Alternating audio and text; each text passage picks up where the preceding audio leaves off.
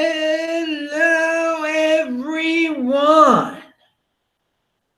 This is Adam Meister, the Bitcoin Meister, the Disrupt Meister.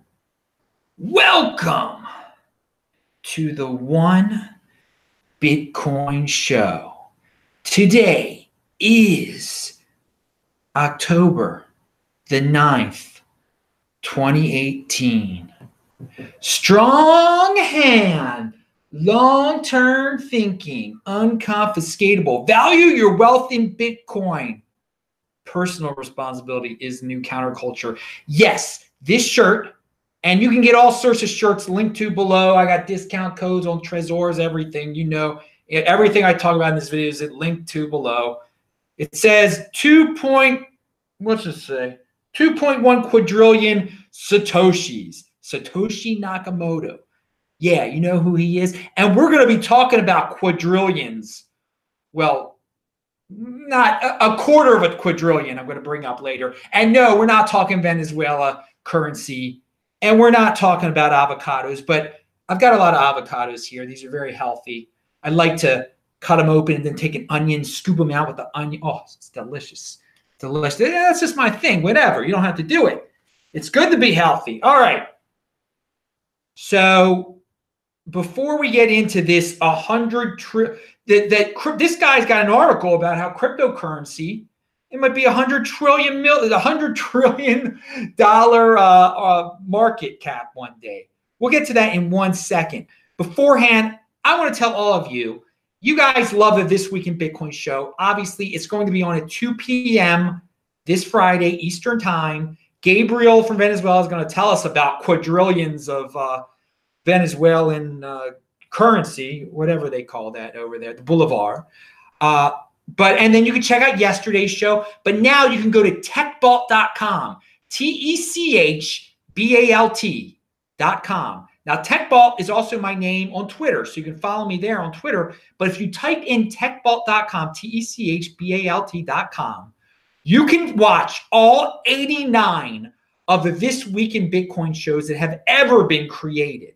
And let me tell you something. You will see for yourself the best guests in this space have been on this show. Now, there have been a couple bad ones, but they don't come back. But there have been some good ones, great ones. And just because some dudes haven't come back doesn't mean they're not great. It's just I got to rotate. I mean, I've got like a 10-week rotation, 12-week rotation going here. But yeah, there are a couple dudes I regret having on the show because they just end up being bad dudes. But why even bring that up? Let's focus on the positive. Let's focus on the positive. And anyone who's watching this show, who has been on my show before, you're all great, and you all will return. I can assure you the people, I think it's 2 people been on my show that have just been, you live and learn, whatever. But you can check techbalt.com. You can watch them all of them. And really, you can learn. They are timeless. I mean, and then you can see the classic from, when was that? March of 2017. Vinny Lingham was on and made everybody panic. And, see some classic Tone Vays back in the day. See some classic BTC Benny before he had the blonde in his hair. You don't know what you're going to see from the past. Tawanda Kembo before... Well, no, Tawanda's basically the same dude. Pound that like button for Zimbabwe dudes. All right.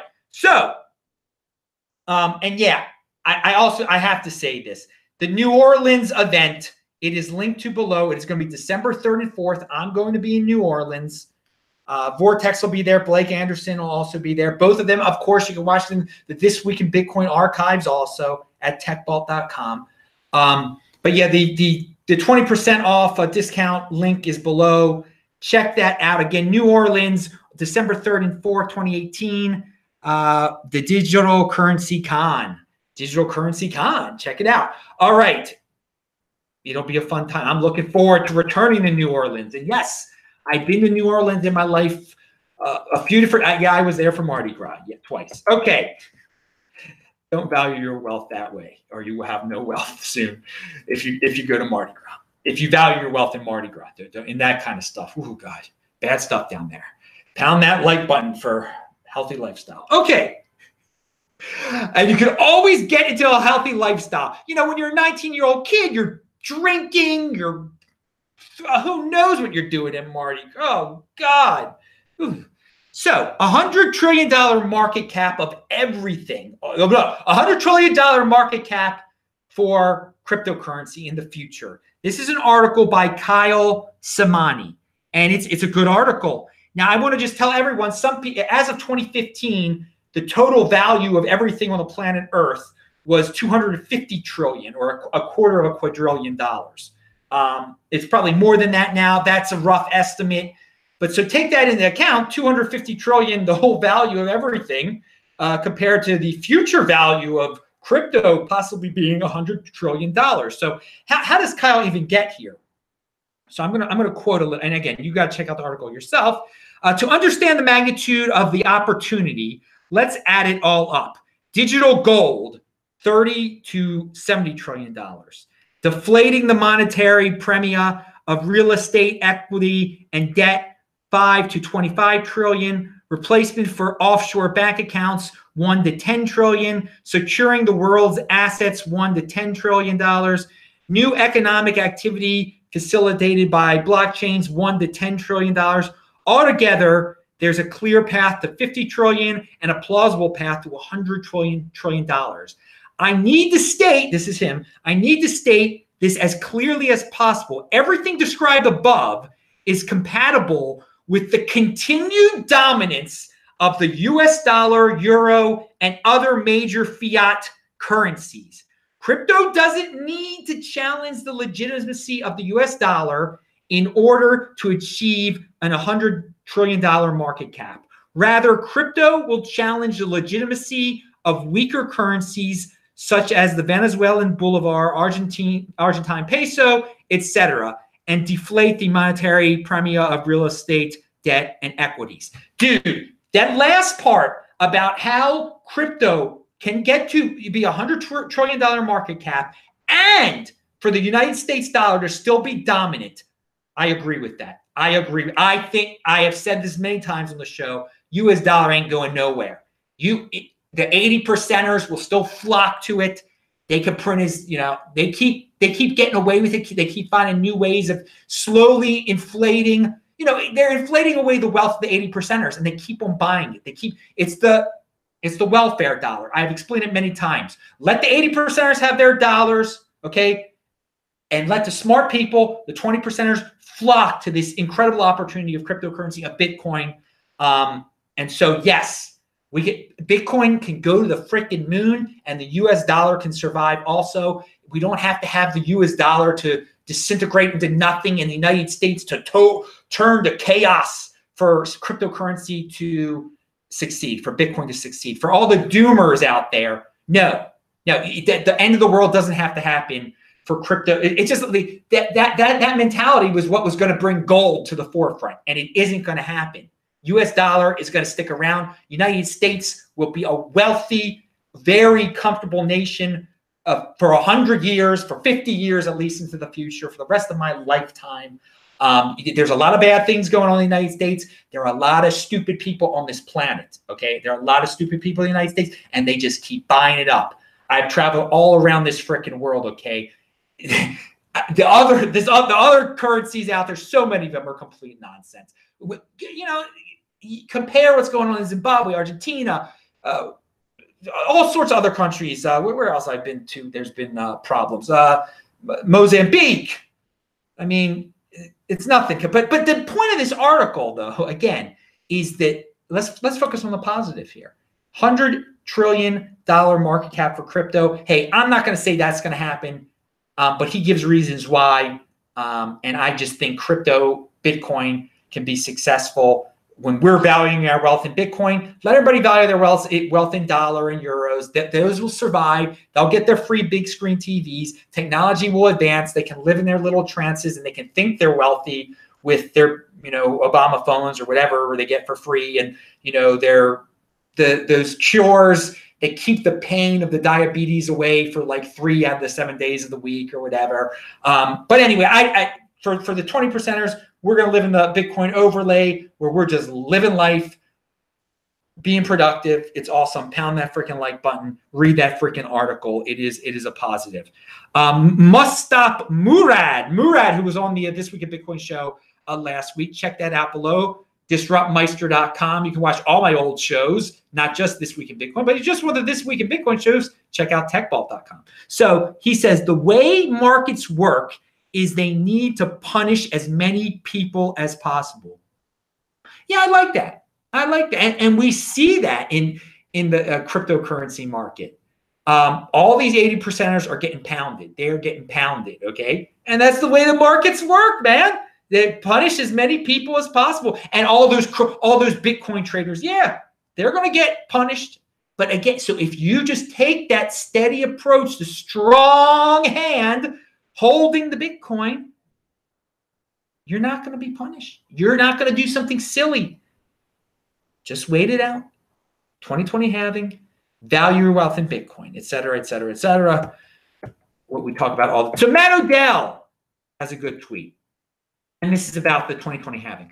I expect the price to pump leading up to and immediately following the next halving. It's a supply shock, plain and simple. And even though the market knows its plan, it never has appropriately priced in the full effect. The only question is, how low do we go before that? Okay, who cares in terms of fiat? How low do we go? Hoffman line strong, baby. It's been holding up, hasn't it? But and again, we value our wealth in Bitcoin. Is it totally priced in? No, it's not priced in because the market doesn't know. The market. What is the market? What is the Bitcoin market? All those 80%ers going back and forth between Bitcoin and the latest altcoin of the month, Neo or whatever it might be. Yeah, they don't know about the halving. Hardly anybody in Bitcoin even knows about the halving. So how can it be priced in if the market does not know? Some aspects of the market know. But again, I lived through this in 2016, and people are like, oh, what is this halving that they're all of a sudden talking about? Oh, I never heard of this before. The same thing's going to happen at the beginning of 2020, but I do like this, Matt, pointing this out. Thank you very much. All right, some more Binance thing. Supposedly, we talked about how Binance, the fees that they get from that they want, or that they sort of want for altcoins applying to their exchange, they're going to be, you can give whatever you want and they're going to give it to a charity. Well, apparently they might own that charity. So some's charity. But really, who cares? Because you shouldn't be, let them, hey, it's the wild, wild freaking West out there. This is where the big boys play. They're going to keep on doing whatever they're going to do. If you want to play with them, be my freaking guest. But hey, I wouldn't want to deal with anything like that. But Whale Panda says, good thread on how Binance actually works. The thread doesn't mention their fake volume. Seems a lot of people prefer to turn a blind eye for their shady practices. Binance does have great marketing, and CZ, that's the guy who owns it, knows how to position himself nicely for PR. Okay, there you go. It's, again, if you want to play with that. But here's a guy, the Digibyte people have had some problems with the Binance people. And they help bring to light this situation that Binance wanted a lot of money or a lot of Bitcoin for Digibyte to be listed, and Digibyte wouldn't give in. And so this guy, Jared Tate here, he says, I was told this weekend, and this is recent, I was told, and he has a whole big thread on that. This is part of the thread that Whale Panda was talking about. The thread is actually by this guy, Jared. And I was told this weekend, if I publicly apologize to CZ for my mistakes of refusing to pay a bribe and calling out P&D activity, they might consider adding Digibyte in a few months. So I'm glad this Digibyte dude is revealing this stuff. It's interesting. And coincidentally, this Digibyte guy, Jared, is speaking at the New Orleans event. He's the main speaker at this event, and I'm speaking at the Vortex is speaking. So, it'll be interesting to meet the guy. December 3rd and 4th in New Orleans. Use the Meister discount code. Get 20% off. Link above, link below. Link above in my notes. Link below what you're watching right now. All right, so Bloomberg has a new article out here. Oh, and it's Bloombergish. Oh, it's about Bcash and King of the Trolls. Leave it to the mainstream to cover this type of story. But it is interesting because it points to what I always say, that everything is cyclical. That, hey, King of the Trolls, he's going to try to pump Bcash. He's got a lot of money. Let him do what he's going to do. Here's what it says. Wallet provider Bitcoin.com plans to buy or develop its own exchange, according to Chief Executive Officer King of the Trolls. He may also be seeking a way to increase adoption of Bcash, which has struggled to gain traction after it was spun off in 2017. It may be facing a split of its own later this year, November 15th. King of the Trolls said Bcash would be the base currency for the exchange. The exchange will be posted on Bitcoin.com, so we'll have thousands or tens of thousands of new users every single day, he said.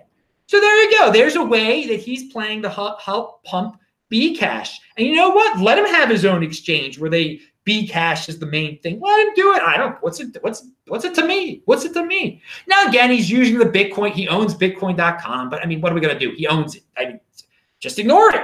Just go about your daily business. So, yeah, it's all cyclical. He's looking for ways to pump the Bcash again, and that might work. Who knows?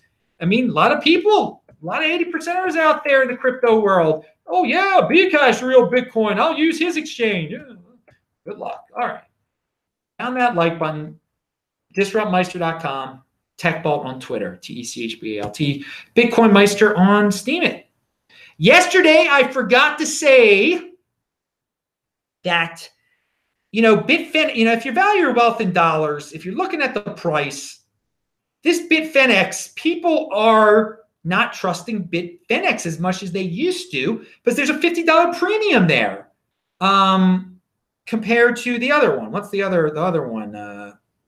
What's the other? I don't even know their darn names. To compare to Bitstamp, it's the price in fiat is about $60 more, $50 more, something like that. And it's been like that for the last few days since these rumors about Tether and Bitfinex started to arise again. And it reminds me of the old days when there were big differences between exchanges, when there were rumors like this that they didn't even need to be rumors back in the day. There was all sorts of differences. I mean, when I'm talking back in the day, I'm talking about 2016. There would be a premium at certain common exchanges and stuff. Now, the bigger exchanges is all around the same price, but this is going on right now. So it's clear that some people are hesitant over at Bitfinex. They're worried about Tether, I guess. I mean, why are you even trading? Where's your strong freaking hands, dude? Hey, speaking about strong hands and events, back in Calgary and back in San Francisco, actually, when I spoke in San Francisco at the beginning of the year, but also in Calgary in July, I ran into Luis Buenaventura, who spoke in Calgary, actually. And back in San Francisco, he gave me his Monero comic book. He's a great artist in the crypto space. And he's got some new art out there, Challenging the Throne. I linked to it below. And the dude is in motion. Check it out. It's linked to below. Luis, good guy. He lives in the Philippines, and he's a big fan. And he's doing things in this space. He's earning his crypto through his art. So very good for him. And I hope to run into him again one of these days.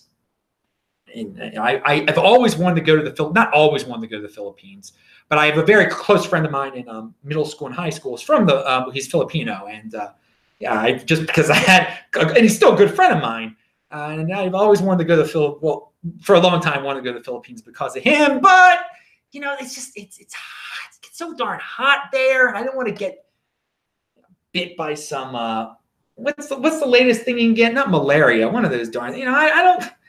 I guess I'm spoiled. I like going to the where you get the state of the art, nice things. You got a nice, got my nice oven here, nice. Chile is first world type of stuff. Philippines developing still, but I love my Filipinos. And I'll get to Manila one of these days. And apparently the internet can mess up in some of these Airbnbs I've been reading. I really have been researching going there for about it. Well, during my travels, seriously researching it since about a year ago or less than a year ago. Guy Bennett sent $5 in the super chat. Thank you very much. Fully expecting you to convert this $5 to 5,000 Satoshi. Thanks for the great content every day. Well, thank you, Guy Bennett. Thank you for the freaking support, dude. I appreciate it. And we're going to actually talk about a dude converting fiat into Bitcoin in a second. You'll like this story, Guy. Maybe you sent me this. I don't know who sent. No, you didn't send me this story. This is from Twitter, actually. I'm going to get, and here it is. Dude, you read my mind. It's the next thing here. This guy, Brandon for Bitcoin. And I linked to this below. And this is awesome. He says, I sold a used mattress yesterday for $250. Put that $250 into Bitcoin. Wrote myself a calendar event for October 8th, 2023. Promising, reminding myself of this story. Should make an interesting anecdote in 5 years, one way or the other. Oh, dude, it'll be a good story. You're gonna say, man, I sold that mattress for whatever that is worth in Bitcoin right now, and people are gonna be like, oh my God, you could buy a car with that, or who knows what you're gonna be able to buy with that Bitcoin that you will still have on that day in 2023. Because you sold a used mattress for that Bitcoin, that fraction of a Bitcoin, and who knows what you're gonna use it for on that day in 2023. I think that's a great idea for anyone who maybe isn't a long-term thinker, who wants to get into that habit. Like, some of these days when you guys are buying your Bitcoin or you're selling things for Bitcoin, write it down and write down a note. I mean, you guys got all these complex phones now and stuff, right? You can write yourself a note in the phone, right, for like that day in 2023 and say, hey, 5 years ago, I got this much Bitcoin. What can I do with it now? And yeah, it'll be very inspirational, something to look forward to. And dude, people out there are saying, they can't make money or whatever. You're selling your freaking used mattress. If you can sell a used mattress, there should be people out there that can clean out some of this useless nonsense that they have. This used mattresses can be kind of nasty too. I give you, you know what? In college, I remember I sold a mattress that I must have bought. I bought it. Disgusting 19-year-old Adam. I bought it used too. I probably from someone I knew. But I remember I bought a used mat, and then at the end of the year, I sold it for more than I bought it for. Oh, always the entrepreneurial spirit there. I sold it to some and this is a Washington University student bought it for me. She was like a foreigner though. She was from a European nation though. And she was a good-looking girl. I remember buying the mattress for more than I had paid for the darn thing. And whatever, I hadn't done anything too noteworthy on that mattress either. There you go. Value your wealth in Bitcoin, not in mattresses. All right, not in with things you do on those mattresses. Hey man, I'm honest. On that mattress, not much was done on that one. Okay, so where we go, dude? Oh, the sweet memories of St. Louis coming back to me, rushing back. All right, so what do you have? Reply to the 80%ers. I see. What is this here? Oh, this dude. Ran. This is a long story. Ran in CNBC in South Africa, and I've been on the show before. He's been on my show before. Andy Hoffman retweeted something of his, and it was interesting. And I saw in the thread though, Rand's got all these 80%ers following him. Okay, and not just newbies to the space who. They think he's got this big show and he's talking about all these ICOs and altcoins. So his audience is not to say the least, not Bitcoin centric, to say the least. But I mean, here's a tweet from the guy replies to a positive tweet from Rand with the following, and I linked to, and this guy must be one of those. This guy's a Ripple head. My bet is on Ripple. Before 2 years, its price will be between $300 and $500. This is what we got in this. Now again, Rand didn't say that, but this is an immediate reply that he gets here. I mean, what can we say? It's personal responsibility is a new counterculture. I mean, this guy clearly doesn't value his wealth in Bitcoin. He's thinking, my God, this Ripple is going to be $300 to $500. before 2 years, which basically means in the year 2020, he thinks his Ripple is going to be worth $500. Now, do the math on that. How many Ripple? I mean, they don't even get the basics of what this is all about. And it's unfortunate. But hey, the market punishes. The market punishes. This is where the big boys play. And that, it's all gonna flow to the Bitcoin holders, baby. Just, it doesn't sound so it sounds so, oh my God, earth-shattering and happy and futuristic and progressive. Ripple with it's going to go up. It's only worth 50 cents. Well, I don't know what it's worth. That's 50 cents. It's going to go to 500. So exciting. Now, I bet on the boring Bitcoin. BBB, bet on boring Bitcoin. Maybe this will be a new one. All right. But yeah, there's so many in threads like that start off normally with a guy saying something positive. They just degenerate into $500 Ripple. My Lord. What? Again, 2 years ago, we didn't have anything like this. Anything. It's a different world. But hey, man, it just shows you how much things can change in two worlds. All the new people that are going to flow into here. Because this is not close to our .com moment yet. We haven't hit a .com bubble. Oh, no way. Still a lot of people are coming. But again, people don't even know what the Bitcoin halving is. Most people, 99% of people in crypto don't know what. Okay, so yesterday I also forgot this from Jeet. And this is a good thing to remember. The drawdowns are too intense in Bitcoin. The risk is a new buyer goes all in, loses 50%, gets scared and sells for Ripple. And you need to develop a holding muscle memory. And having cash to buy dips increases your chance of continuing to hold. Well, I can just translate into that strong freaking hand, dude. But yeah, I do agree that the drawdowns in terms of I'm hearing a car alarm out there. The drawdowns in terms of the value in terms of dollars, it is intense. It can be scary, and so many people panic. And then just they go and they sell back for their tether now, and they use their tether to buy Ripple, and then that goes down, and it's a never-ending spiral. Have a strong hand, and he's saying if you got cash on the side, you see it go down, hold on to that Bitcoin, throw some more cash in there, and that'll even strengthen your hand because you'll have more of your wealth in Bitcoin because you're truly valuing your wealth in Bitcoin then. You're just trying to get more Bitcoin. You don't care about that cash you had on the side. You're just turning it into the real thing. Can't beat the real thing, baby. Yeah. So value your wealth in Bitcoin. Have a strong hand. That's a lesson. But yeah, it's a good point he points out there. And I've said it in different ways. It's a wild roller coaster. We're going to have days where it goes down by $2,000, where it goes up by $5,000. In the future, when one of those custodial accounts gets hacked, when so many more people are into Bitcoin, it might go down by $5,000 in a day or $10,000. Who knows what will happen? It'll be worth $100,000 at one point. Then it'll be worth $60,000 a few months later. Strong hand. It's just this is just a practice for the future of strong hands. Okay, this is just practice right now. You ain't seen nothing in terms of strong hands and drawdowns or whatever the heck you want to call it. All right. Here is a good tweet from Zen Tags. A great Twitter dude. I'm just making sure I didn't forget anything here because, yesterday I forgot two things.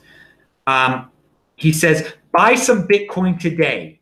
In 3 years, you are the early adopter. Oh, pound that like button, dude. I love that saying because it is so true. People look back 3 years ago. If you were in crypto 3 years ago, people are, you were an early adopter.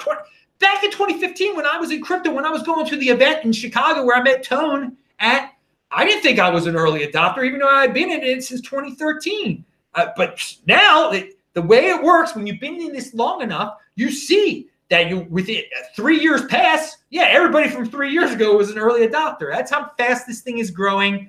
So yeah, buy some Bitcoin today. In 3 years, you are the early adopter when everybody's looking back. Finally, speaking about, people valuing their wealth in terms of dollars and being in the crypto bear market, the Bitcoin bear market.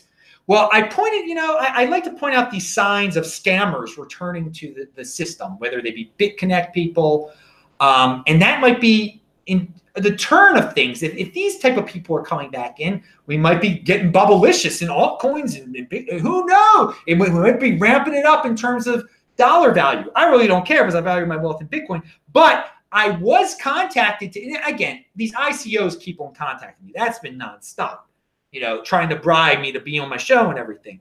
But I got one from a cloud miner from Eastern Europe or Russia or someplace. And a cloud miner wanting a partnership with me. So again, I haven't mentioned cloud mining for a while. So if we start to hear about cloud mining now, that might be a sign things are on the way up, away from the Hoffman line, baby. But yeah, all cloud mining. Just what you need to remember, people, it's crypto noise. Don't tell me about this cloud miner's real. They're scams. They are scams. I have preached this for so long, and it's so funny how people try to argue with me about it, and then they've all fallen apart. It's disgraceful.